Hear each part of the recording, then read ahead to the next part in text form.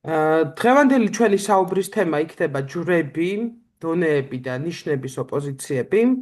მაგრამ სანამ ამ თემაზე დავიწყებდი საუბარს, მინდა უბრალოდ შეჯამების სახით წინა თემა, ან შეიძლება ბოლოშიც განვიხილოთ.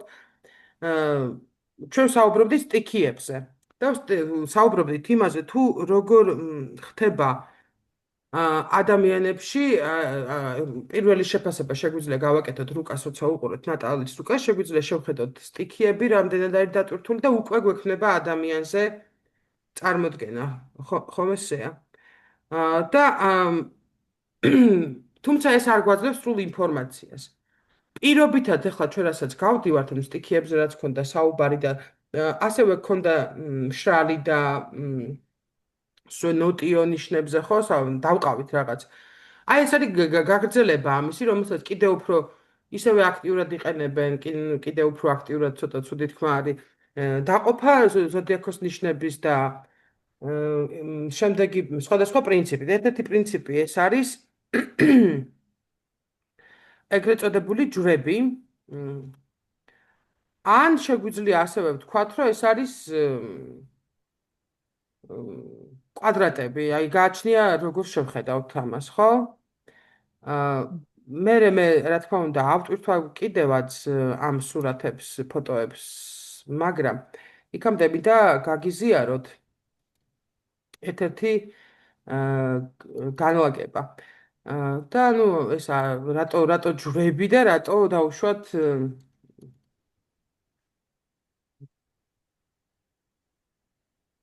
რატო კვადრატი, რატო შეიძლება ეს ორივე სახელი თანაბრად გამოვიყენოთ ამგვარი დაყოფისთვის. ესე იგი, სტიქიებით განვიხილეთ და ახლა შეგვიძლია ვისაუბროთ ჯვრებით, ანუ კვადრატებზე, ამაზე ვლაპარაკობ, ხო? და რას გულისხმობს ეს? პირობითად 4 სტიქიები იყო 3-3 ნიშანი, ხო ესეა? და 4 წვილი გამოგვდიოდა. ახლა თუ ჯვრებით ვისაუბრებთ, ანუ კვადრატებით, ესე იყოფა კარდინალური ნიშნები, ფიქსირებული ნიშნები და მეტაბოლური ნიშნები. რომელიც არ არის დაფუძნებული სტიქიებზე და არამედ არის უფრო სახლებზე დაფუძნებული. სახლებზე კი არა ნიშნებზე. ნუ შესაბამისად სახლს წარმოადგენს თითოეული მათგანი. პირველი ეს არის თვითონ სიტყვებიც გვეუბნება, რაც ნიშნავს კარდინალური არის ყველაზე ითვლება, რომ ყველაზე მნიშვნელოვანი გადაწყვეტილებების მიღების ყველაზე პროაქტიული თავის სფეროში, თავის მიმართულებით ესეთი ნიშნებია ეს და კუთხის სახლებსაც ვეძახით, კუთხის ნიშნებსაც ვეძახით და მასში შედის კარდინალურ სახლში, აი კარდინალურს ახლა თან გავაზიარებ, ვცდილობ და ეს სულ მავიწყდება როგორ ხდება, აგერ არის share. აი ალბათ ხედავთ. ეს არის ოპოზიციური ნიშნები, ვერძი, კირჩხიბი, სასწორი, თხისქა. და რა პრინციპით არის აგებული, რომ მივხვდეთ ეს ჯვარი, იქნება ძალიან მნიშვნელოვანი. ეს არის ბუნიობის და ნაბუნიობის დღეები, ანუ დღეღამსწორობის, ორი დღეღამსწორობის თარიღი და ორი თარიღი, როდესაც მზე არის ზენიტში, ან პირიქით ყველაზე დაბალ წერტილში. ყველაზე დიდი გრძელი დღე, როდესაც არის ეს, ვიცით 22 ივნისი და ყველაზე პატარა, ხო? რას ამით თითქოს აი ზის მდგომარეობით გამოვყავით ეს სახლები, ხო? ვერძით იწყება ისედაც ზოდიაქალური კალი და გასაგებია რომ ვერძით დაიწყებოდა ეს ნიშანი. შემდეგსაც ვეცდები რომ გავაკეთოთ, ეს არის მუტაბელური. მე მგონი ხედავთ ხო თუ არა? ისევ ვერ კარდინალური. არა. კი, ეხლავე მაშინ და შევცვალო ესე კი. რაღაც ერთს ვაკეთებს, ეს უნდა გავაკეთოს top და ეს უნდა გავგიშტები რამდენი მუტაბელური. არც მე არ ვიცი ამ ზუმში მუშაობა. არა, ცოდნაზე არ არის, უბრალოდ ის არის ხშირად რო აკეთებ, ალბათ უფრო აჰა. მარტივია. ეს არის მეტაბელური ნიშნები, შესაბამისად მეტაბოლური რატო გაფიქსირებული უნდა გამეკეთებინა, მაგრამ ეს არის მესამე. მესამე ეს არის ტყუპები, ეს არის ქალწული, მშვილდოსანი და თევზები, ეს არის მუტაბელური ნიშნები და ეხლა ესეთ რაღაცას ვიტყვი. ანუ ალბათ ლოგიკურად აეწყო, რომ პირველი და ბოლო კვადრატი ვახსენე. ერთი არის მოქმედება, მეორე არის ცვლილებებთან შეგუება, მუტაბელური განსაღადია, რომ მოქნილი ნიშანია. მათ შუაში, რა თქმა უნდა, ანუ გარდამავალი ამ ორს შორის იქნება დილება. ცვლილება და ეს არის ფიქსირებული ნიშნები.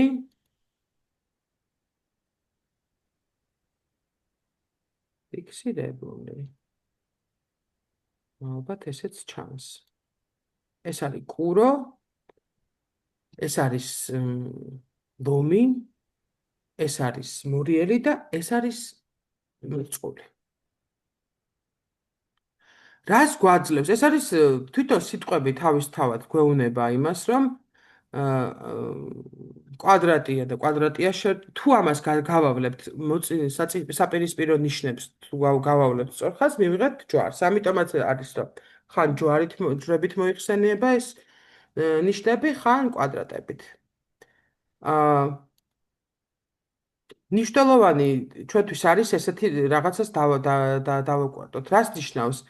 კარდინალური არის ერთგვარი მთავარს უწოდებენ ამ სახლებს და კუთხის ნიშნებს უწოდებენ და რას ნიშნავს, როცა ადამიანის რუკაში ვხედავთ ნატალურ რუკაში, რომ მეტად არის გამოსახული ეს გამოკვეთილი ეს სახლები, რას ნიშნავს ზოგადად კარდინალური ჯვრის ნიშნები? ეს არის მეტად აქტიური პოზიცია, უფრო აქტიური ქმედებები. ეს არის ორიენტირებული ნიშნები, რომლებიც ორიენტირებულია მოქმედებაზე, მოძრაობაზე, ინიციატივაზე, ცვლილებების მოტანაზე. და აქ არის მნიშვნელოვანი ის ამ ჯვრებში ყოველთვის არის სტიქიების მიხედვით მარტო წყლის ნიშნები, მარტო ჰაერის ნიშნები, ხო ესე იყო. და აქ რომ უყურებთ თქვენ თვითონ რომ არის 4-ვე სტიქია წარმოდგენილი ამ ჯვრებში, ხო? 4-ვე. ჰაერი, ცეცხლი, წყალი, მიწა, ჰაერი, ყველა წარმოდგენილია და ასე ითვლება. კარდინალური ნიშნებში ხდება ხო, აი, როცა ცაზე არის დატვირთული კარდინალური ნიშნები, ეს იწვევს შესამჩნევ ცვლილებებს. ხდება აი აშკარად რაღაცეები მოვლენები ხდება არა მარტო ადამიანისნა და ცალკეულ ადამიანის რუკაზე ზოგადად ხულის ხო და მათ შორის შეიძლება ასტროლოგიაში რაღაც გარღვევები იყოს ნებისმიერ თემაზე შეიძლება ეს მოხდეს ფიქსირებული ჯვრის ადამიანების ამოცანა რა არის ფიქსირებული ჯვარი რა არის ეს ნიშნები არის შენარჩუნებაზე ორიენტირებული ფიქსირებული ნიშნებს ფიქსირებულია მიცემული ამოცანის შესრულებაზე არის ორიენტირებული. რაც გვაქვს, რომ მოგცა დავალება რაც გვაქვს და რაც მოცემულობა გვაქვს, ის მოცემულობა შევინარჩუნოთ ძალიან რთულად ეგუებიან რადიკალურ ცვლილებებს, რაც შეიძლება კარდინალურმა ნიშნებმა მოიტანონ და ძალიან ადვილადაც გადაიტანონ. ფიქსირებული ნიშნებისთვის ეს ცოტა ძნელი არის. უფრო რთულად ეგუებიან ცვლილებებს და არც თვითონ არ იქნებიან არასდროს ცვლილების ინიციატორი. თუ კარდინალური ჯვრის ან კვადრატის ნიშნებში დაბადებული ადამიანები არიან უფრო მოქმედებისკენ და ამით გვანან ცეცხლის სტიქიის ნიშნებს, ხო? აი მოქმედება რაღაც ესეთი, ხო? აი ამით გვანან ესენი საწინააღმდეგო არის ფიქსირებული, იმიტომ რომ ამათ არ უყვართ ცვლილებები, ამათ უყვართ ის რაც უკვე არის, ის გაუმჯობესოთ, დაუშვათ. ახალი სახლი კი არის, ყიდონ ძველი გაარემონტონ. აი რაღაც ესეთი და მით უმეტეს ვერ იტანენ თუ ამ ცვლილებებს სხვა ახვევს თავს. აი თვითონ თუ გადაწყვიტა რომ სახლის შეიცვალოს ეს ხო, მაგრამ თუ უბიძგებს ამისკენ მეგობარი, მეუღლე რა ხო ხვდებით? ანუ მაშინ კატეგორიულ წინააღმდეგობას თვითონ თუ მივიდნენ, ხო, შესაძლებელია რაღაცას შეცვალონ, მაგრამ ისე არა, აირჩევენ, ჯიუტად მიდიან თავისი არჩევანისკენ და მოცემულობასაც კი არ ეგუებიან და ადაპტირდებიან, უბრალოდ იღებენ როგორც არის და ამ მოცემულობაში ცხოვრობენ. მეტაბოლური ნიშნები მე უკვე ვახსენე, ეს არის ტყუპები, ქალწული, მშვილდოსანი და თევზები, თუნდაც თავიდანვე ვთქვათ, რომ კარდინალური არის ვერძი, კირჩხი, ბითხის სასწორი, ფიქსირებული არის კურო, ლომი, მორიელი და მერწყული და მეტაბოლური არის ტყუპები, ქალწული, შვილდოსანი, თევზები. ჩემთვის ეს მეტაბოლური ტყუპებით რო იწყება, ესეც უკვე კარგი იმის პირდაპირ მანიშნებელია, რომ მოქმედება და ცვლილებით იწყება, ხო? მეტაბოლური ადამიანები ყოველთვის მზად არიან ცვლილებებისთვის. აა, აქვე ვიტყვი. ესენი არ არიან ის ადამიანები, ძირითადად ვინც თვითონ იწყებენ, ინიციატორები არ არიან ცვლილების, მაგრამ კარდინალური ნიშნების მიერ ინიცირებულ ცვლილებებს ადვილად იღებენ და ადვილად ითავისებენ და მიყვებიან ამ ცვლილებებს. ესეთი ადამიანები, რომელთაც მეტაბოლური ნიშნები აქვთ, მეტად დატვირთული არიან ინტელექტუალურები, მოქნილები, ადვილად ეწყობიან გარის სამყაროს. ესეთები იცით როგორები არიან? აი, ხათოს წერია ეს გმირებთან შედარება რა.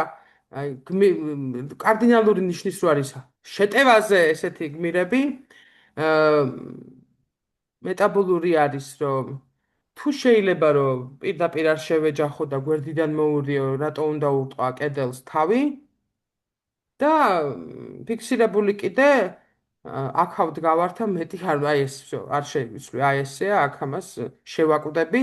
შეიძლება ეთქოს, რომ 300-ის პარტანელი არის ფიქსირებული ნიშნების, აი განსახიერება. აა ეს დაყოფა ჩემთვის არის საკმაოდ კარგი, მე ვფიქრობ, იმიტომ სტიქიებისგან განსხვავებით, რომელიც რაღაც შინაგან ბუნებ როგორ ვაკეთებ იმას, მაჩვენებს, ხო, დავშე წყლის ნიშანი ვარ თუ ჰაერის ნიშანი. კარდინალურ ფიქსირებულ და მეტაბოლურ ნიშნებად დაყოფა და აქაც ის პრინციპი მუშაობს, რომ სადაც მნათობები და პირადი პლანეტებია მეტი, ის ნიშნები უფრო მოქმედებს, ხო? იდეალურ ვარიანტში ალბათ თანაბარი რაოდენობის უნდა იყოს, თუმცა მაინც გადამჭრელი იქნება, სადაც მნათობები გვაქვს და პირადი პლანეტები, ხო, რო არის. რატომ მომწონს ეს ასე ამას აგიხსნით? იმიტომ რომ აქ ერთ სტიქიაზე არ არის ადამიანის სუნთად წყალი და სუნთად ცეცხლი და სუნთად ჰაერი. აქ ესეთი დაყოფა ითვალისწინებს ყველა სახის ენერგიას, სტიქიას გულისხმობ, ყველა სახის სტიქიას, რომელიც სხვადასხვა სახლშია, სხვადასხვა ნიშანშია განლაგებული. ნუ კარდინალურ ნიშანში თუ მაქვს მე პლანეტები, ეს ნიშნავს არ ნიშნავს, რომ მაქვს მარტო კირჩხიბში, მარტო თხის ხაში, მარტო ვერძში, ანუ სასწორში. შეიძლება მქონდეს ყველგან და ამას ვუყურებ. მაგალითად, ჩემზე ვიტყვი, რომ კარდინალურ ნიშანში ზედა იუპიტერი მყავს და პლუტონი და პროზერპინა კარდინალურ ნიშნებში. ანუ ნახეთ როგორი ენერგია მოდის აქეთ ცეცხლოვანი, ხო? წყლის და მიწის. ასეთ ნიშნებში მაქვს ეს ენერგიები, ან გულისხმობ თვითონ სასწორს და კირჩხიბს კი არა, რა პლანეტებიც მდებარეობს აქ. მოაქვს ეს ენერგიები, ხო? ანდა ისე ნიშნავს თუ ვიტყვი, მოაქვს წყალი და ჰაერი, ხო ესეა? ანუ უფრო თითქოს დაბალანსებული შეფასებაა, ვიდრე მარტო წყალი და მარტო მიწას რო ვუყურო, ხო? ანუ აქ რა ტიპაჟი ვარ? უფრო კარგად ჩანს თითქოს, აი ჩემი წყალი როგორ მოქმედებს და ჩემი მიწა როგორ მოქმედებს, ან ჩემი ჰაერი. ჩემთვის ეს უფრო მისაღები არის. ასე რომ დავალაგე, ეს უბრალოდ ილუსტრაციისთვის მინდა გითხრათ, ასე რომ დავალაგე ჩემი პლანეტები, 12-ვე პლანეტა, თუმცა ვიცით რომ უფრო მნიშვნელოვანია რომ დავითვალისწინოთ პირადი პლანეტები და მნათობები, გამოვიდა, რომ კარდინალურ ნიშანში 4 პლანეტაა, მათ შორის მნათობი. მუტაბელურში არის 3 პლანეტა და დანარჩენი ესე შეჯამებულად უმეტესობა პლანეტები მაქვს ფიქსირებულში. აა და აი ესეთი რაღაც გამოვიდა ოღონდ იმ 3 პლანეტიდან, რომელიც მეტაბოლურში მაქვს, იცით რომელი პლანეტები მოხდა? მერკური და მარსი და ვენერა, ანუ ჩემი ქალური საწყისი და აქტიური ქმედებები რაც არის. ანუ საკმაოდ ისია. ნახეთ ახლა აი რა ის თქმა მინდა. კარდინალურში მზე მყავს, რასაც ყურადღებას ვანიჭეთ. ფიქსირებულში მთვარე და მერკური და მუტაბელურში ვენერა და მარსი. ანუ არ ნიშნავს, რომ ცალსახად, თუმცა ალბათ უფრო მეტად ფიქსირებული ვარ. მით უმეტეს, რომ ისედაც კირჩხიბი ვარ და თითქოს ესე მგონია, რომ ახლა კირჩხიბის მართველი არის მთვარე და მთვარე არის ფიქსირებულ ნიშანში, ამას უფრო მეტი მნიშვნელობა აქვს, ვიდრე სხვა.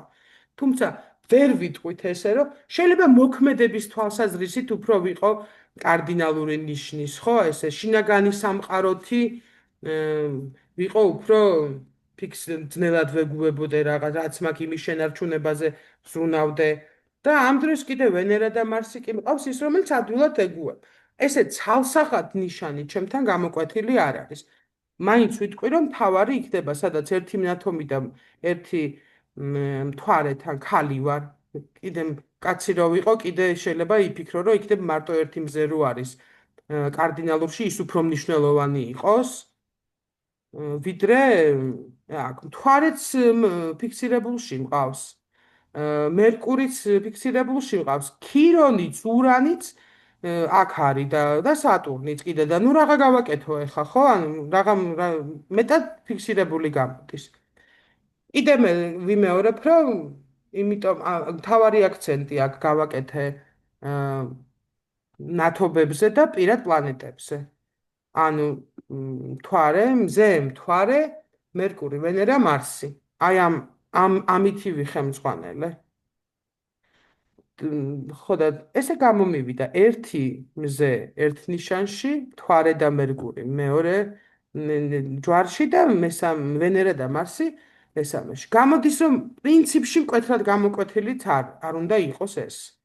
რომ მარსი, რომელიც მოქმედების ფორმაც გამოხატ ადამიანში, როგორ მოქმედებ, აქტიური ქმედებები როგორ მაქვს, ის მაქვს მეტაბოლურში. შესაბამისად, ეს მოქნილობის ელემენტებს აუცილებლად შემომიტანს. ხომ ხლად ესეთი ჩამჯდარი კონსერვატორი არ ვიქნები, რაღაცებს შემომიტანს, ხო? ხო ესეა.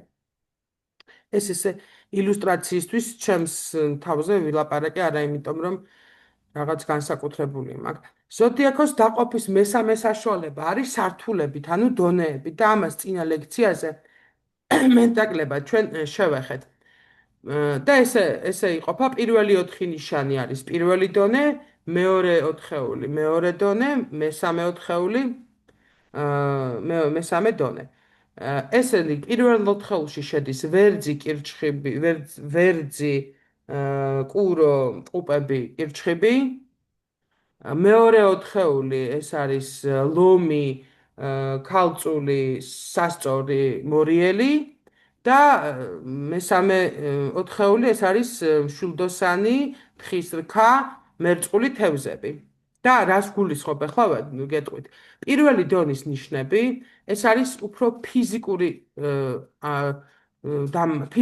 გამოვლენა, ფიზიკურ დონეზე შეგრძნება, ბუნებრივი რეაქციები და მოთხოვნილებები. გახსოვთ რომ თქვი წინაზე ვისაუბრე რომ აი რას ნიშნავს ცეცხლი, რას ნიშნავს ჩემთვის ის წყალი და ეს ჰაერი. თქვა აი ამას აქ მივდივარ.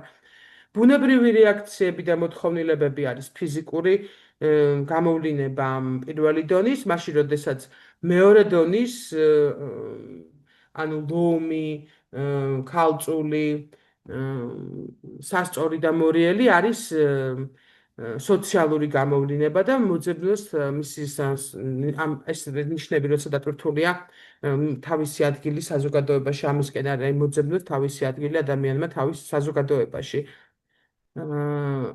მესამე დონე არის უფრო გლობალური, ესე ვთქვა, ანუ უფრო სულიერი და შემოდის აქ ვიწყებთ რითი მშვილდოსანი, ხის რქა, მერწყული და თევზები. ეს არის უფრო ორიენტირებული არა პირად და პირად ან საზოგადოებაში როგორ გამოჩნდები, არ პირიქით საზოგადოებაზე ზრუნვის და საზოგადო ღმერთთან ღმერთის რაღაც იდეალების მსახურების დონეზე მივდივართ. იქნება ეს საზოგადოებისთვის სიკეთის მოტანა, განათლების მიცემით, დაუშვათ ან წესრიგის დამყარებით, ხვდებით ხო, რას გულისხმობ? განათლების მიცემა მშვილდოსანი, წესრიგის დამყარება, ნებისმიერი ფორმატის თხისქა, ახალი იდეების და თანასწორობის და თავისუფლების იდეები მერწყული ყველასთვის ერთი და სულიერი ზრდა თევზები. ასეთ შეიძლება დავყოთ ეს. აი, ჩვენ გახსოვთ ვილაპარაკი ამაზე. ვერ და ეხლა ხათუნას სახე ხელმძღვანელოთი გაუყვები, ანუ ვერძი ვერძის ცეცხლი როგორია? ცხელი და მწვავე, აი იმ წუთას რო აინთება და იმ წუთად ფიზიკური ცეცხლი, ფიზიკურად, მატერიალურად ცეცხლი და უნდა აქ და ახლავე. აი ლომის ცეცხლი როგორია? ის აღარ არის მწვავე, ხო? ისეთი ის არის პირიქით ცეცხლი, რომელიც ჭირაღდანებით ანათებს და ყოველასთვის რაღაცა სიკეთე მოაქვს და უნდა. და სცენის შუქიც ეს არის განათება, ილუმინაცია. აი მშვილდოსნის ცეცხლი კიდე არის, აი ბიბლიოთეკის განათება, მე რომ მკითხო და აი ეს პრომეთემ რო ცეცხლი მოუტანა, ანუ განათლება და სხვებისთვის ზრუნვა არის. ანუ აი ესეთ დონეზე რო დავყოთ, ხო? ანუ სოციალურად და მე უბრალოდ სულიერებაზე რო გადავევდით. ტყუპების ჰაერი ასევე არის ყველაზე ხათნა ადარებს ნიავს, ყველაზე ქარაფშუტა და ყველაზე ცვალებადიო. სასწორის ჰაერი უკვე უფრო მუდმივი და აი ეს მომწონს ძალიან ჰაერში რო რაღაცის სუნი ტრიალებს. აი ესეთი ის არის, ანუ ცვლილებების თუ როგორ ვთქვათ, ну აი ჰაერით რო გძნობ რაღაცას, ახლა კი ვსაუბრობთ ჰაერზე წეღან, მაგრამ თან თუ გავითვალისწინებთ, რომ სასწორი კარდინალური ნიშანია, ცხადია, რომ აი ესეთია, ხო, რაღაც ახლის მომტანი და რაღაც ესეთი ცვლილებების მომტანი და ბევრისთვის მომტანი. არა მარტო პიროვნულ დონეზე, ხო? და ნუ მერწყულზე შეიძლება შევადაროთ ქარიშხალსო, იმიტომ რომ ქარიშხალი რას მოგვიტანს, ერთი არ ვიცით, ან მნიშვნელოვანი ცვლილებები მოაქვს, ხო? და მე ახალი ამაზე ამოტივტივდება და ასევე შეიძლება შევადაროთ რაღაც ზედა ატმოსფერულ ჰაერს, სადაც ყველა ვერ აღწევს. აი ეს მინდა კარგად, აი რატო არის თან მერწყული ასტროლოგიის ეს არ არის ცოდნა ყველასთვის. დღეს კი ძალიან მოდაშია ყველა ეზოთერიკობას იბრალებს თუ ეზოთერიკოსობას როგორც არის. მაგრამ ეს არის დაფარული ფარული ცოდნა. აი ეს შეიძლება ის შემთხვევა, როდესაც შეიძლება წაიკითხო კიდევაც, მაგრამ ვერ გაიგო რა წერია. და გაიგო და ვერ გაითავისო. ან სიტყვები გაიგო, მაგრამ ვერ მიხვდე რა წერია ესეთი. ყველასთვის არ არის ცოდნა და კი ვხედავ იმ შედეგებს ისეთ რამებს აკეთებენ, რომ არ ვიცი. რა ვილაპარაკოთ ახლა კუროებზე, როგორც მიწის ნიშნებზე, ხო, ჰაერზე ვსაუბრობთ. კურო არის როგორც კარგი ნიადაგი, სადაც არ არის დიდი შრომა ჩასადები. აი, მამა პაპამ რო კაი ვენახი და ხილ ბოსტანი და კაის დაგტოვა და ნუ შენ უბრალოდ არ უნდა გააფუჭო და შეინარჩუნო რაღაცა ესეთი არის. ადვილია ამის გაკეთება და შენთვის ხარ კაათ ხარ, როგორც კახეთში იტყვიან ხოლმე, ხო და კაათ ხარ, მაგრამ აი, როდესაც უკვე საუბარია ქალწულზე თვითონ რო კაათ არის, ეგ არ არის საკმარისი. რაღაც უფრო ისეთი უნდა იყოს. როდემდე უნდა ატარო დაუშვათ წყალი ხელით გაყვანილობა უნდა უნდა კეთილ მოაწყოს, ყველასთვის იყოს მარტო ერთს არა, რაღაც გაათანაბროს, გათვალოს, დღეს რამდენი დათესო, ხვალ რამდენი დათესო, რომ არ არის კარგი მიწა, მაშინ სასუქი უფრო აი ესეთი შემოქმედებითობა და პრაგმატიზმის შემოაქვს, უბრალოდ მასვი მაჭამეზე არ არის, შემოაქვს, რომ კიროს ჭამოდა, რომ დავლიო გემრიელად, სულ ამისთვის რაღაც გეგმაზომიერი ქმედებები უნდა მოვიტანოთ და აი ეს ყველასთვის გეგმაზომიერი ცვლილებები კიდევ უფრო ზედა იქნება, რა თქმა უნდა, ხისრქა, რომელსაც ეს გადაყავს უკვე თანასწორობაზე. შენ რო ჩემი ბოსტნიდან წაიღე, რატო წაიღე, ეს რო არ იყოს, ხო? სამართალი შემოაქვს. სამართლიანობა, ისე კი არა, რომ ყველას შესაძლებლობების მიხედვით და მე რომ კომუნისტებს რო ქონდა, ხო? всем по возможностям თუ პაპატრებნას წამა ესე არა. შეშამოაქვს უფრო საზოგადოებრივი კეთილდღეობისთვის უფრო ზედა ინტერესები შემოაქვს, ხო?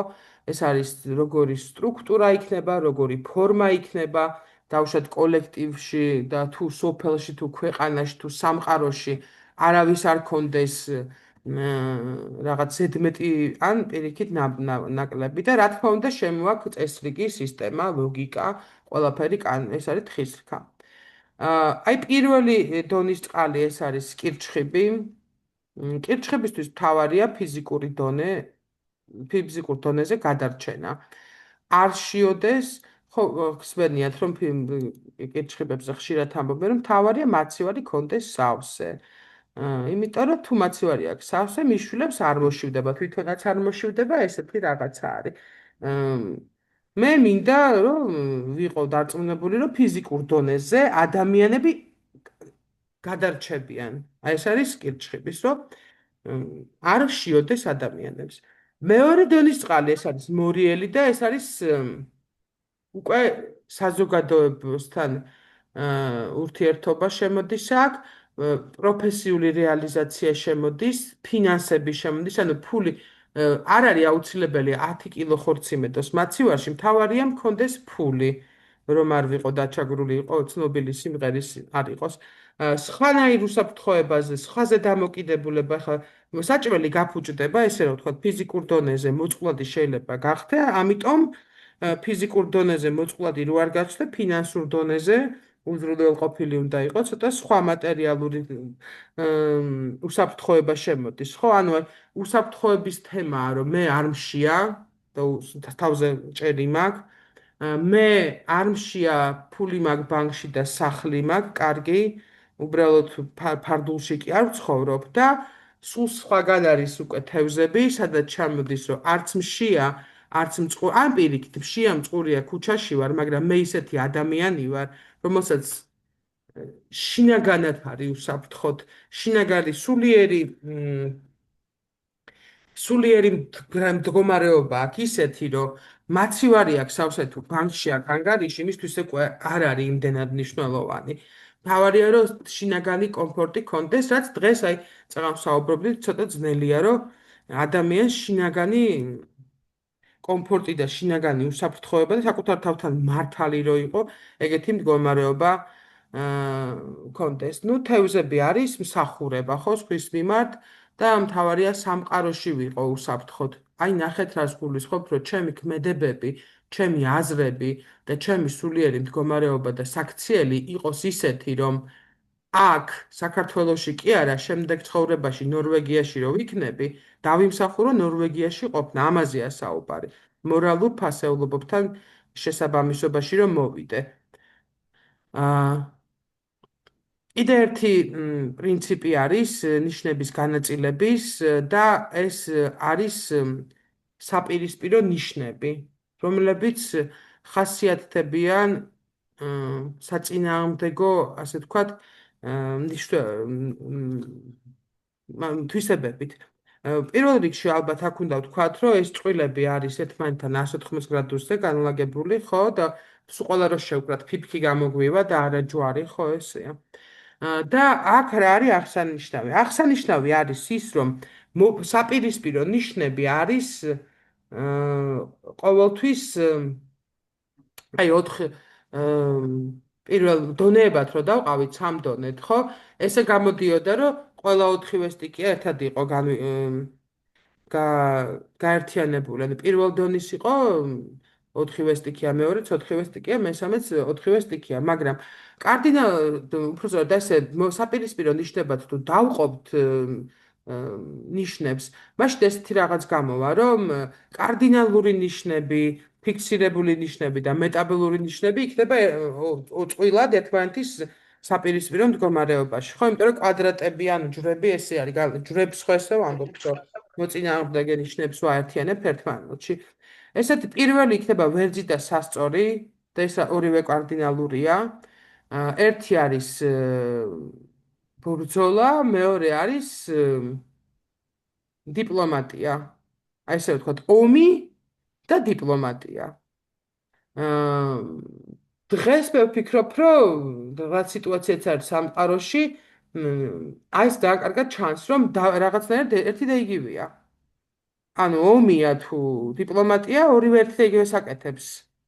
ორივე ვიღაცის ინტერესების გატარებას ემსახურება, ხო ესეა? აი კარგად ჩანს დღევანდელობაში ეს. აა ვერძი არის მე თვითონ, თან ახლა ცოტა ვიცით სახლებთან მიმართებაში, ხო? პირველი სახლი ვერძია და მე თვითონ სასწორი ჩვენ ერთად. ანუ მარტო შენ არა, მეც აქ ავარ. ეს არის სასწორის შეპირისპირება ნიშნებში ამაში მდგომარეობს, ხო? ვერძი არის შემტევი და მოქმედებაზე გადამსვლელი და სასწორიც მოქმედების ადამიანია, ოღონდ არა შეტევით. ხო ესეა, უფრო მშვიდად სხვების ჩართულობით მარტო მე არ გადავწყვიტავ, სხვების აზრის მნიშვნელოვანია ესეთი თემები. და პრინციპში ეს არის მოქმედების და ინიციატივის ღერძი. პირადი ურთიერთობების ღერძით შეგვიძლია ვთქვათ, რომ აი უპირისპირდება ერთმანეთს მე და საზოგადოებრივი. აქ შეიძლება აი მე უკვე პროგნოზირებაში შეგვიძლია ვნახოთ თუ კონკრეტულ მიმდინარე წლის ან თვის რაღაც პერიოდში ადამიანის ნატალში ხდება, რომ აი ესე ამ ნიშნებში ხდება აქტიურდება ეს ნიშნები ან შესაბამისი სახლები, რომ შეიძლება ვისაუბროთ იმაზე, რომ რაღაცა ახალი ცვლილება მოდის ამათ ცხოვრებაში. პირველი და მეშვიდე სახლი გამოდის პირადი და პარტნიორული ურთიერთობებზე საუბარი. აი ვერცის თუ ახასიათებს ის, რომ შეიძლება უცბად და დაარტყას თავში და გააკეთოს და გავარდეს და შევარდეს ცეცხლმოდებულ და ალმოდებულ სახლში, სასწორის შემთხვევაში სასწორი გამოიძახებს მეხანძრეებს ან მეზობლებს დაურეკავს, მოკლედ მარტო არ იმოქმედებს რა და უფრო შეიძლება უფრო რეზულტატიური იყოს, არ ვიცი. მეორე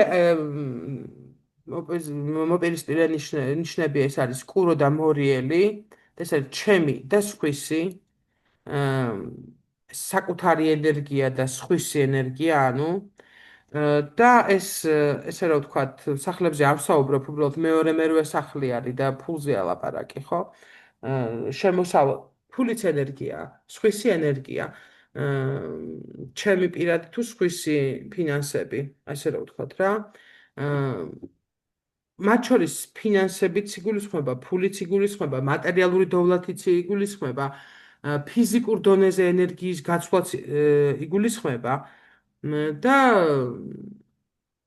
მათ შორის დაგროვებაც შეიძლება იგულისხმებოდეს. ტყუპები და მშვილდოსანის საპირისპირო, ეს არის ცოდნის და ინფორმაციის ღერძ უწოდებენ ამას, მოსწავლე-მასწავლებლის. ტყუპები არის ცოდნის მიმღები, მშვილდოსანი არის ცოდნის გამცემი. პრაქტიკა და თეორია შეიძლება იყოს, ხო? და ახლო და შორეული რაღაც მათ შორის მიზნები, ხო?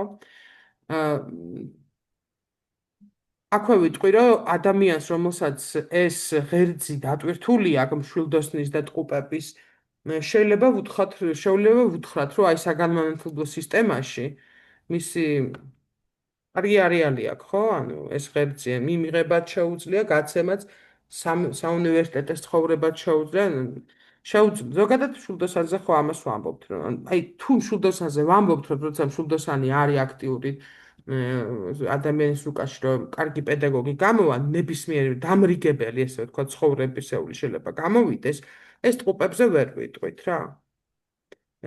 აი, არ ვიცი, რა თქმა უნდა, არ შემისწავლია, მაგრამ მგონია, რომ ისეთი მასწავლებლები, რომელსაც ჩვენ ცხოვრებაში რაღაც მოუტანიათ და დაუტოვებიათ ჩვენ გულხო ზოგადად ადამიანებს, რომ დაგვიტოვეს, მშვილდოსანი ქონდა ამას აუცილებლად გააქტიურებული და თუ ტყუპებით არის ეს ინფორმაცია, ყველას ყოლია ისეთი ლექტორი და მასწავლებელი, რომელმაც ძალიან კარგად იცის, ძალიან კარგად შეიძლება ახსნას, მაგრამ თუ არ აინტერესებს რაიმე ბავშვებზე იმ ან მის მოსწავლეზე რამე შეიძლება დატოვოს და რაღაც მიმართულება მისცეს. თავისთვის იცის რა.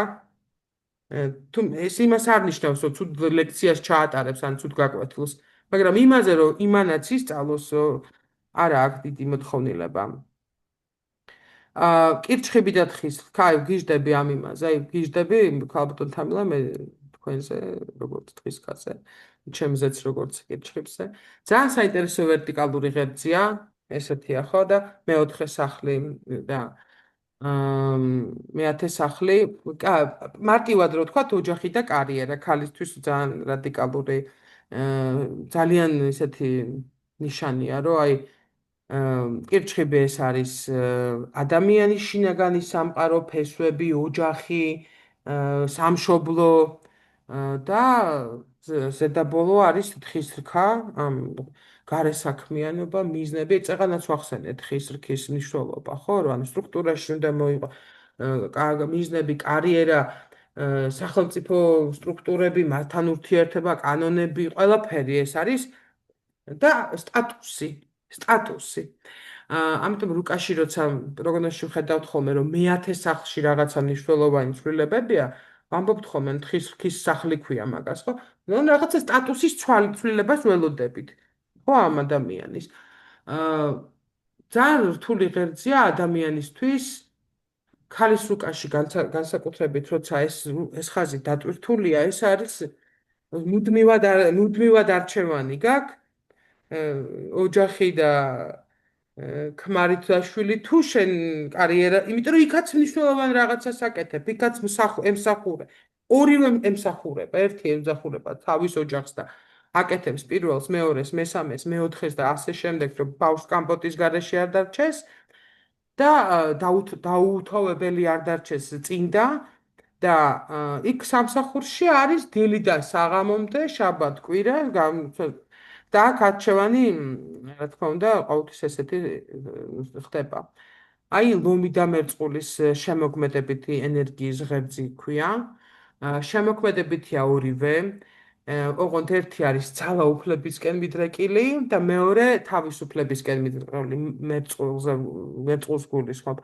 ლომს უნდა სცენა და აუდიტორია, რომელიც ტაშ დაუკრავს და მერწყული დაწერს წიგნს, რომელსაც სამი კაცი შეიძლება არ წაიკითხავს, სამ კაცზე ექნება გავლენა და პრინციპში სულ ერთია. მან თქვას თავისი სათქმელი და ეს ჩასაფრებული რომ მე ტაში დამიკრონ, პირიქით მერწყულისთვის უფრო მნიშვნელოვანი ვინ დაუკრავს ტაშს. ლომისთვის თავარია ბევრმა დაუკრას ტაში. ბევრზე იმოქმედოს, ხო? ეს არის ავტორიტარიზმი, ლომი და დემოკრატია არის მერწყული, ხო? თავისთავად ასევე ეს ხაზი თუ დატვირთულია, შემოქმედებითობაზე ადამიანის შეიძლება და ქარიზმაზე შეიძლება მიუთითებდეს, მაგრამ აი ეს ქარიზმა და შემოქმედებითობა ვინ როგორ გამოიყენებს, თავისთავად მათზეა დამოკიდებული. მერწყულს კიდე ახასიათებს ესეთი თვისება, რომ ლომს უნდა იყოს ყველასთვის მოსაწონი და მერწყულს უნდა იყოს გამორჩეული.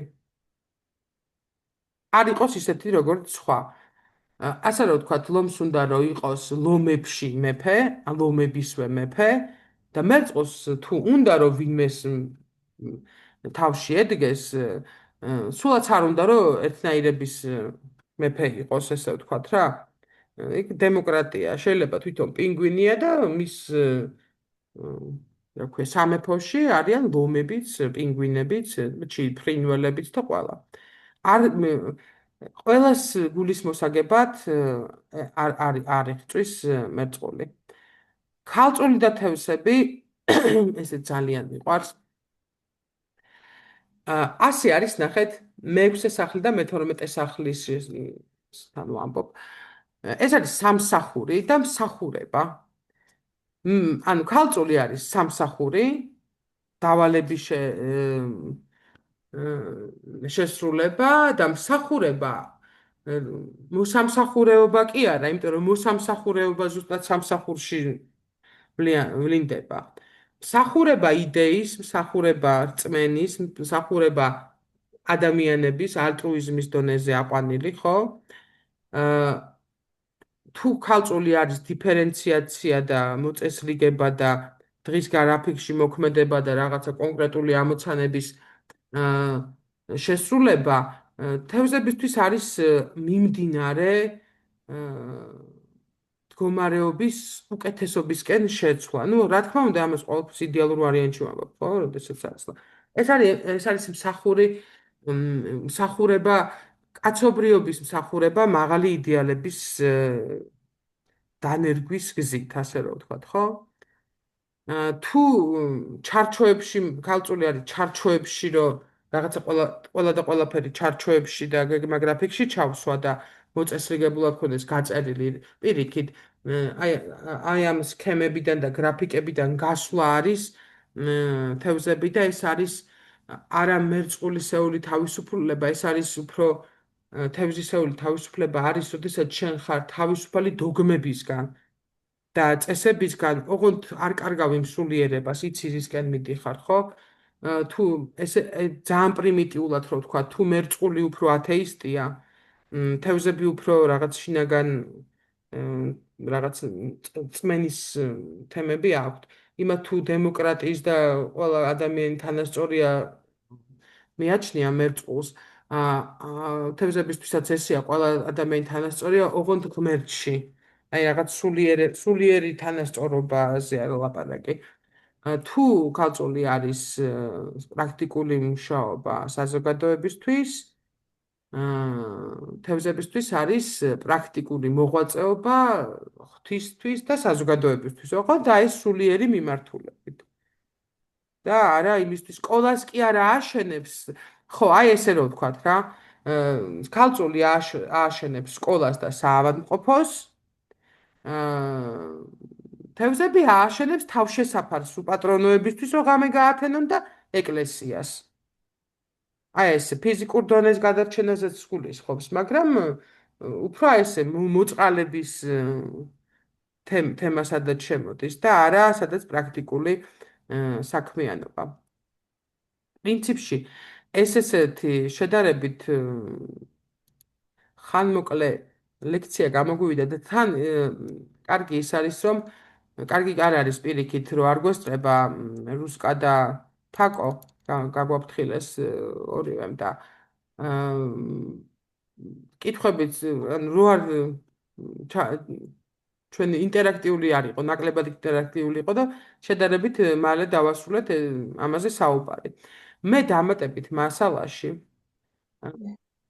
ჩავაგდებ ადამ კადმონ, ესე წერია, ესე ქვია, იქ ასტროზონაში 29 სექტემბერი 2017 წლის, ხდებით, თითქმის 10 წლის პოსტია, რომელიც მე შენახული მქონდა ამ თემასთან დაკავშირებით და გიზიარებთ, ლინკი არ მქონდა ჩანიშნული, როგორც წინაზე რომ ჩავაგდე ლილის ლინკი, აქ ლინკი არ მქონდა და პრინციპში ასტროზონაში ადამ კადმონი რომ დაასერჩოთ, იპოვით კიდევაც ორიგინალს. მე უბრალოდ Word-ის ფაილში მაქვს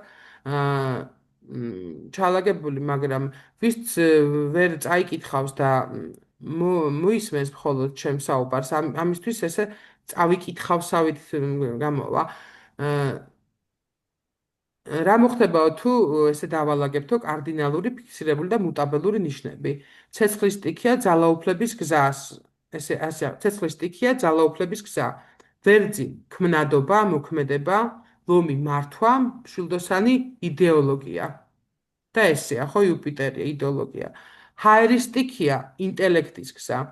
ყუპები ინფორმაციის მიმოცვლა, სასწორი ინფორმაციის შეფასება, გადაფასება, მერწყული გაიდიალება და რაღაც საზოგადოებრივ სიკეთეზე ზრუნვის მომენტში აყვანა. მიწისტიქია მატერიალური გზა, ანუ კურო მატერიალური სიკეთეებით და დოვლათით ტკბობა, თხისქა შენება ამ მატერიალური დოვლათის და ქალწული ფრაგმენტაცია, განაწილება ადამიანებს შორის.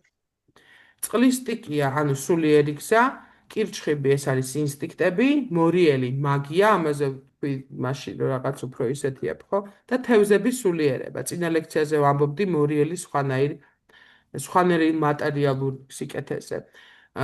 როგორც მოცემული ცხრილიდან, ანუ ეს რაც კადმონი ამბობს, ჩანსო ერთი მეორის გაგრძელება, ანუ ფიქსირებული ნიშნები თავის თავში აუცილებლად მოიცავენ კარდინალურის ნიშანთვისებებს, მუტაბელურის და ანუ ყველას მოიცავს, ყველანაირ წყალს მოიცავს, ყველანაირ ჰაერს მოიცავს თითოეული, ხო? რაღაცა ზოგში ერთში არის ინსტინქტები უფრო მეტად, მეორეში მაგია დაუშვათ, მესამეში სულიერება. განვიხილოთო მაგალითისთვის ესე უწერია ცეცხლისა და წყლის სტიქიები. ამას სპეციალურად ვკითხულობ, რომ ვინც უსმენს მოისმინოს. ვერძი ესაა ქმნადობა, რომელიც მიისწრაფვის მმართველობისკენ, რაც ნიშნავს იმას, რომ ყველა ვერჯში დევს ლომის იმპულსი, გახდეს მმართველი. ვერძი მუდმივად ცდილობს დაამტკიცოს საკუთარი უპირატესობა სხვაზე, რაც რეალურად მას ძალაუფლების მოსაპოვებლად და მმართველობისთვის სჭირდება, მაგრამ ეს არაა ვერძის კარმა. კარდინალური ნიშნის წამოწყებულს აუცილებლად მიაღწევს ფიქსირებული ნიშანი. ამ შემთხვევაში ლომი, რომელშიც უკვე დევს ვერძის გამოცდილება და მიღწევები, ის მზადაა სამართავად და ამას წარმატებით ახორციელებს. მე მგონი დავაზუსტო მინდა ეს. მე მგონი ხვდებით ხო რას გულისხმობ, რომ ლომში ვერძის ცეცხლი არის. უბრალოდ ეს უკვე დამუშავებულია და უკვე შეუძლია პრაქტიკულად გამოიყო. არავის აღარ უმტკიცებს, რომ ლომია რა და მორჩა. დაბადებით ესეთი ენერგიები ამას გულისხმობს. და თუმცა ლომსაც თავისი მისწრაფება აქვს, რომ მისი მმართველობა იყოს გამყარებული და დაწესებული, რისთვისაც მათ აუცილებლად სჭირდება იდეოლოგია. თუმცა ეს უკვე მშვილდის ფუნქციაა. მშვილდი, რომელსაც არსებობს ვერძის ქმნადობა და ლომის მმართველობით და მზადაა შექმნა სახელმწიფო იდეოლოგია. და რა თქმა უნდა, რახან იუპიტერის მმართველია, ეს იდეოლოგია მისთვის მარტო მე რომ მეფედ ვიყო არ მინდა. მე მინდა რომ ეს ჩემი ქვეყანა იყოს მეფედ, ხვდებით რას ვამბობ? ანუ იდეოლოგიას ემსახურება.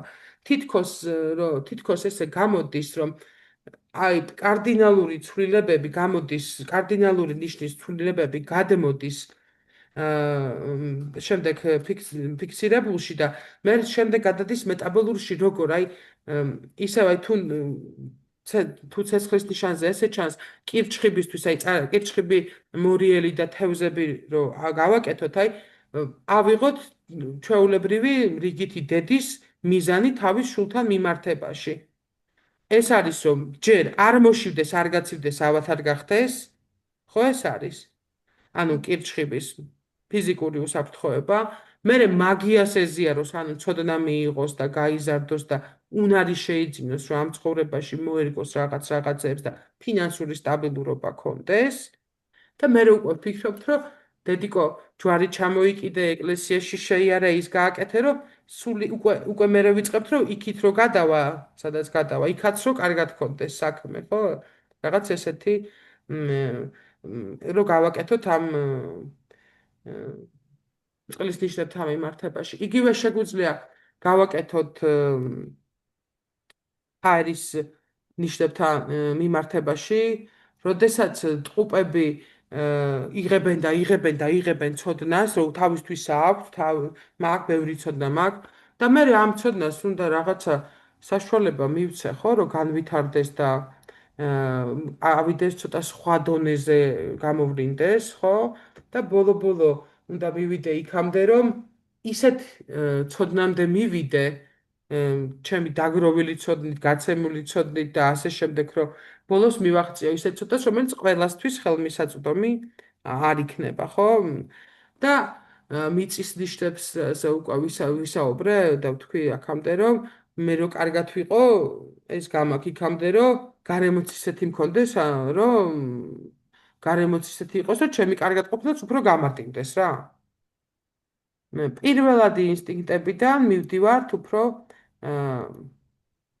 სხვა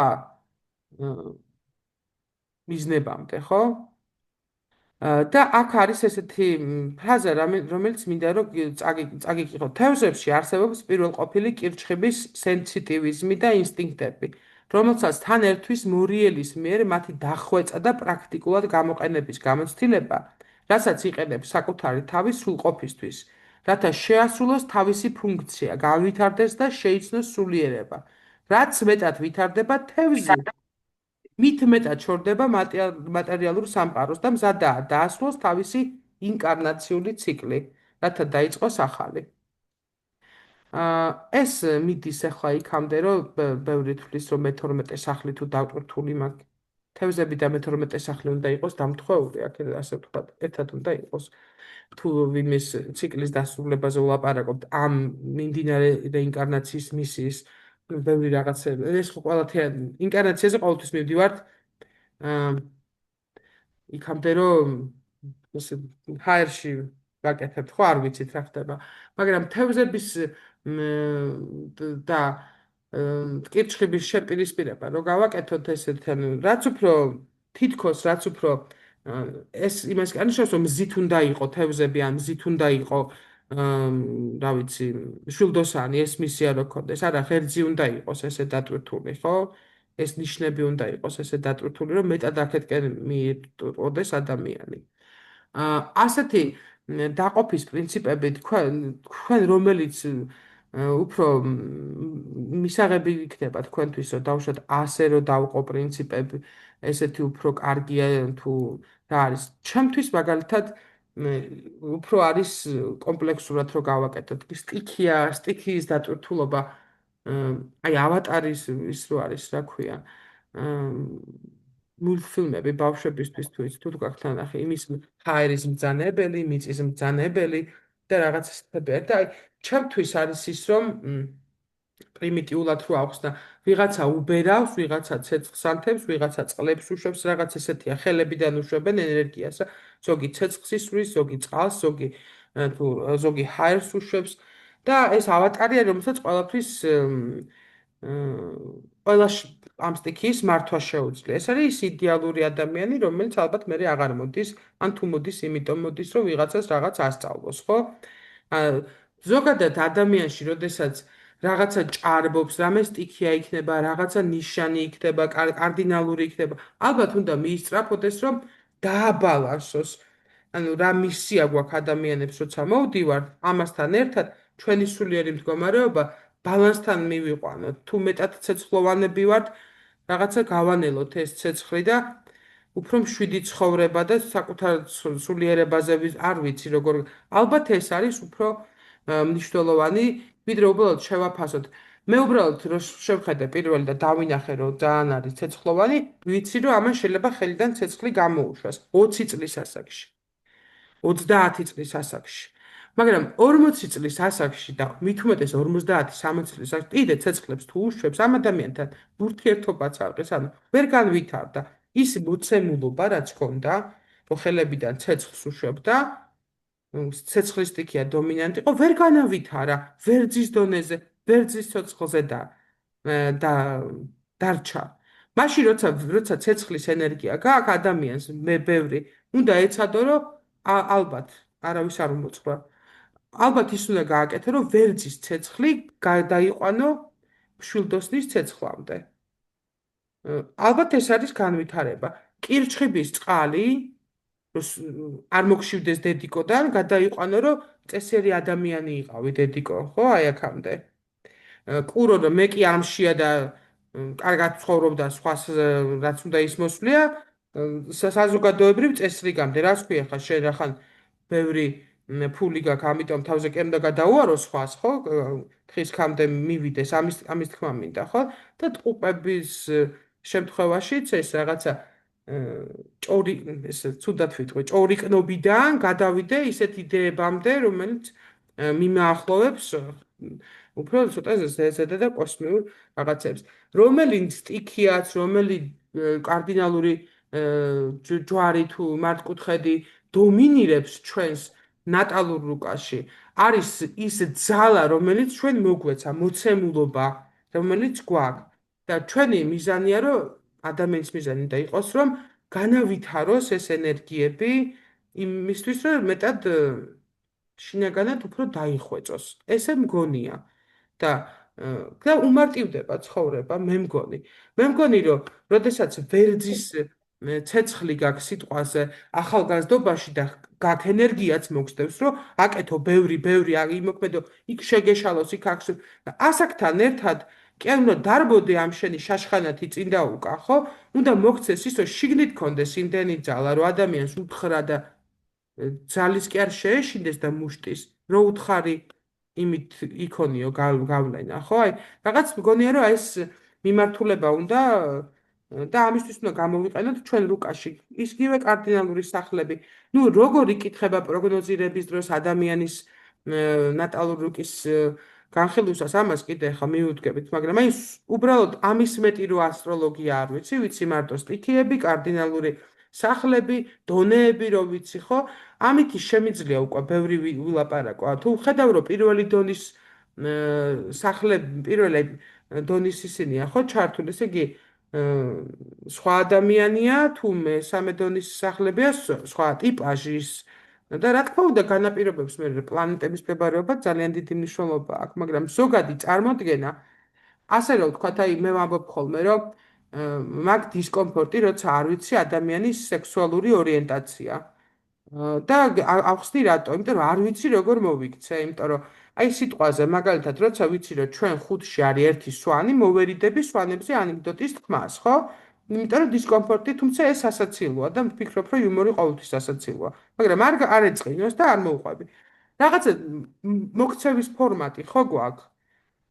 ერთმანეთთან, ხო? აი სქესის მიხედვით, მამაკაცია, ეკიკულცები ან არ ეკიკულცები, ხო? აი ორიენტაცია რო არ ვიცი, მექნება რაღაცნაირად დისკომფორტი და მირჩევნია რომ ვიცოდე რა ტიპა როგორც ვიცი რომ ქალია და კაცია მაინტერესებს აი არ ვიცი ხა კარგად ვხსნი თუ არა რაღაც თითქოს სახელი რო არიცი ადამიანის ხუთი ადამიანი რო ხარ და ხოძნელია ურთიერთობა აი თითქოს მგონია რომ ახასიათებელია ასე მგონია რომ როდესაც ადამიანზე იცი მისია ეს მიდრეკილება, რისკენ შეიძლება განვითარდეს.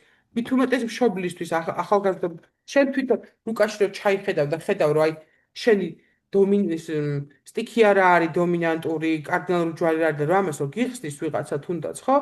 იცი საითკენ უნდა მიისწრაფოდე. იცი საითკენ უნდა განავითარო, რომ ასე ვთქვათ, უკეთესი სიბერე კონდეს და ნორვეგიული პრეპენსია. იმიტომ რომ აი პრინციპში შეიძლება ამას ხა ასაკი და დაარქვათ, მაგრამ პრინციპში ხიზილალას მირთმევას კვერცხი ვჭამო და ნორვეგიაში ვიცხოვრო მირჩევნია. ან ოღონდ ეს სულიერ მდგომარეობაზე ვამბობ რა. მირჩევნია შიგნით ვიყო მშვიდად და არასოდეს არ ვჭამო ხიზილალა რა. ვიდრე ყოველდღე ხიზილალას ქილები მედგას იქ რა დიდ ჯამებში. მაგრამ გარეთ რაღაც საშინელებები ხდებოდეს. ხო და ამას ახალგაზრდობაში ცოტა უფრო რადიკალურად ისე უყურებ. თუ მე მაქვს ვერძის ენერგია, ცეცხლოვანი ენერგია ახალგაზრდობაში, ფანტასტიკური, მაგრამ თუ ვერ გავლიე, თუ ეს არ განვავითარე და არ მივედი მშვილდოსნობამ და წარმოიდგინეთ, ან თუ ლომობაში გავიჭედე და მემსახურეთ და მე მეფე ვარ, აი უბრალოდ ამას გულისხმობ. წყალზეც იგივეს გულისხმობ. მე თუ მუდმივად მარტო იმაზე ვიზრუნე, რომ პირობითად ეს უტრირებულად მაგალითებს ვაკეთებ, რომ ჩემს შულს არ მოშივდეს და არ შეცივდეს და იმის იქით არაფერი არ მაინტერესებს. და თუ ისეთი გავზარდე, რომ მხოლოდ და მხოლოდ საჭმლის და სასმლის და იდეალი არ აქვს და ხო ბევრია სუპი მაგ, სუპსავ ჭამ, აი ეგეთი ადამიანი რო არ გავზარდო. ხო ხვდებით, რასაც ვგულისხმობ ალბათ, ეს ახლა ძალიან პრიმიტიულ მაგალითებზე რომ გავაკეთოთ, ესე იქნება. შემდეგში ახლა ჩავხედავ და რო არ მოვიტყუო ზუსტად ვიტყვი, რომ რაზე გვექნება საუბარი, ეს იქნება ნიშნების სიმბოლური მართველები. და ესე ძალიან მნიშვნელოვანი თემა. მინდა გითხრათ, რომ ჩვენ ამ თემას მეტნაკლებად ასე თუ ისე შევეხეთ და ასე თუ ისე შევეხეთში გულისხმობ იმას, რომ ჩვენ ვისაუბრეთ კარდინალურ ნიშნებზე, ფიქსირებულ ნიშნებზე, მეტაბოლურ ნიშნებზე, წყლის ნიშნებზე, ცეცხლის ნიშნებზე ვილაპარაკეთ, ყველგან ვახსენეთ, რომელი რას ეხება და შესაბამისად სახლებიც მეტნაკლებად ვახსენეთ და ამაზე უკვე ახლა ეს რაც მივიღეთ ინფორმაცია გადავიტან სახლებზე და სახლის სიმბოლურ მმართველებზე. და მე კიდე ვისაუბრეთ მმართველების ფაქტობრივი მმართველები წავს და ამიტომ ამაზეც ვისაუბრეთ და ძალიან საინტერესოა. გადავდივართ შემდეგ ეტაპზე. მე ასევე ვიც ვისმენს და არ არის ჩვენთან ჩართული, აქვე ვიტყვი, რომ ვისაც არ გაგიკეთებიათ, ჩემთვის არა გააკეთებთ, თქვენთვის გააკეთეთ, მონიშნეთ, რა ნიშნები გაქვთ დატვირთული, რა სტიქიები გაქვთ დანიშნული, კარდინალური ჯვრის ადამიანი ხართ, ფიქსირებული ჯვრის ადამიანები ხართ, თუ მეტაბოლური თქვენთვის, რომ იცოდეთ. და რა გაქვთ კიდე, რაზე გაქვთ სამუშაო, უკვე გამოჩნდება. თუ არ გაქვთ სამუშაო, თუ ისევ პირობითად ვამბობ, თუ ისევ ვერძის ცეცხლით ხართ, იფიქრეთ, რომ ეს ვერძის ცეცხლი ჩაანაცვლოთ და მიხვიდეთ, შეიძლება ლომის საერთოდ გამოტოვოთ და გადახვიდეთ ბჟილდოზანზე პირდაპირ. ჩემთვის არის ძალიან ისეთი ნიშანი რა. ოღონდ კარგი მშვილდოსნები ახლა თუ კაი იუპიტერი კაია ხო ესე რომ ვთქვა და ამით დავასრულებ თვითონ იმას და შეკითხვებს თუ გექნებათ ვიპასუხებთ. მე მაქვს ერთი შეკითხვა, ოღონდ თემასთან კავშირში არ არის.